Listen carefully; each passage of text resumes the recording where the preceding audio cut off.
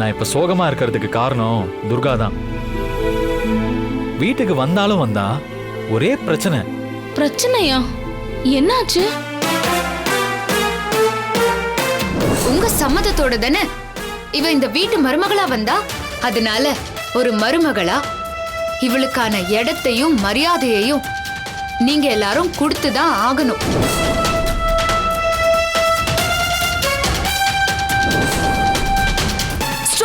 இதுக்கப்புறம் நீ இந்த வீட்ல புகை போடுறது, அதை பண்றது, இதை பண்றதுன்னு பார்த்தனா உன்னை அடிச்சே கொன்றுவேன்.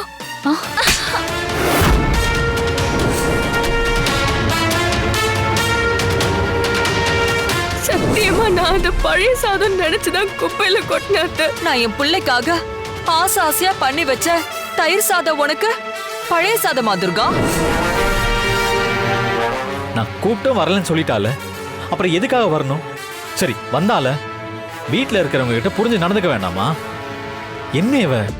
எனக்கு ஒரு டவுட் அசோக். கல்யாணத்துல உனக்கு நம்பிக்கை இல்ல, பொண்டாட்டியும் வேண்டாம், அப்புறம் எதுக்காக நீ அவளை வீட்டுக்கு கூட்டிட்டு வரணும்? எனக்கு தான் நம்பிக்கை இல்ல, ஆனா அவளுக்கு நம்பிக்கை இருக்கும்ல. அதுக்கு நான் மதிப்பு கொடுத்துதானே ஆகணும். அவளுக்கு அடைக்கலம் கொடுக்க வேண்டியது என்னோட கடமை தானே. ஏய், என்ன அப்படி பாத்துக்கிட்டு இருக்க? நீ எப்படி லாயர் ஆனன்னு பாத்துக்கிட்டு இருக்க? என்ன உளறிட்டு இருக்க? பின்ன ஒரு பொண்ணுக்கு அடைக்கலம் கொடுத்துட்டா அவளோட புருஷனா நீ உன் கடமையெல்லாம் செஞ்சுட்டுதான் ஆயிடுமா? அப்படின்னா வேற நிறுத்த அசோக், நீ என்ன சொல்ல வரன்னு எனக்கு நல்லாவே தெரியும். நீ டைவர்ஸ் வாங்கி கொடுக்கற லாயர் ஆச்சே, வேற எப்படி யோசிப்பா அப்புறம்? ஆனா துர்கா இங்க வந்ததுலயும் ஒரு நல்ல விஷயம் நடந்திருக்கு.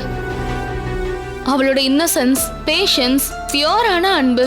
அதுக்கு முன்னாடி உன்னோட மேன் ஆஃப் பிரின்சிபல் எல்லாம் சுக்குநூறா உடைஞ்சிரும். அவளோட அன்புக்கு அடிமையானவனா நீ மாறிடுவ. ஒரு புருஷனா உன்னோட காதல கண்டிப்பா அவகிட்ட வெளிப்படுத்துவ.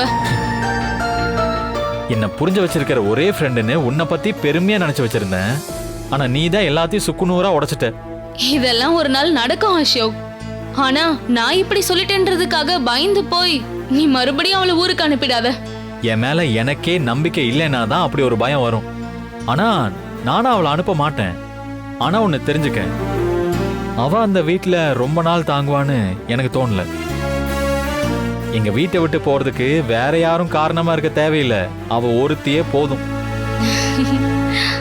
ஆனா துர்காவுக்கு உன் மேல எவ்வளவு பிரியம், காதல் இருக்குன்னு எனக்கு நல்லா தெரியும்.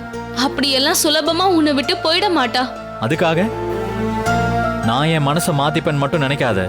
இட்ஸ் ஓகே, என்னை பத்தி பேசினதெல்லாம் போதும். நான் ஒர்க் பண்ற மூடோட வந்திருக்கேன். இன்னைக்கு என்ன ஷெட்யூல்? இன்னைக்கு ஷெட்யூல் நீ வர்றதுக்கு முன்னாடியே ஸ்டார்ட் ஆயிடுச்சு. உன்னோட மீட்டிங்காக மதுமிதாவும் அவங்க அம்மாவும் ரிசப்ஷன்ல வெயிட் பண்ணிக்கிட்டு இருக்காங்க. மதுமிதாவா? ஹேய், அன்னைக்கு உனக்கு கால் பண்ணி சொன்னனே, மதுமிதா டிவோர்ஸ் கேஸ்னு சொல்லி நீ ஊர்ல இருந்தல. கரெக்ட். பொண்ணு கூட சைலண்டா தான் இருக்கா. ஆனா அவங்க அம்மா இருக்காங்க பாரு, மகள அவளோட புருஷன் கிட்ட இருந்து பிரிச்சே ஆகணும்னு ஒத்த கால்ல நிக்கிறாங்க. அதுக்காக எவ்ளோ ஃபீஸ் வேணாலும் தரேன்னு சொல்றாங்க. ஏன் பிளாங்க் செக் கூட தர ரெடியா இருக்குன்னு சொல்றாங்க. இந்த டைவர்ஸ் மட்டும் நல்லபடியா வாங்கி கொடுத்துட்டோம்னா மேல் மட்டத்துல இருக்க அத்தனை கேஸும் நம்ம கிட்ட தான் வரும். நீயும் டைவர்ஸ் கேஸ்ல லீடிங் லாயரா ஆயிடுவ. என்ன சொல்ற?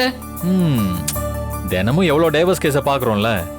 இந்த கல்யாணம்ன்ற சிஸ்டம் மேல எல்லாருக்குமே நம்பிக்கை போயிட்டு இருக்கு. இப்படி எல்லாம் பேசுற நீ துர்காவால கல்யாணத்தோட அருமையை பத்தி கண்டிப்பா பேசுவ. என்னை விட துர்கா மேல அவ்வளோ நம்பிக்கை. பாக்கலாம் அவளா நானானு. ஆனா ஃபைனலா ஏமாந்து போறது நீதான். சரி, அவங்கள வர சொல்லு. மதுமிதா அம்மா கிட்ட பிளாங்க் செக் வாங்கிடலாம். ஓகே.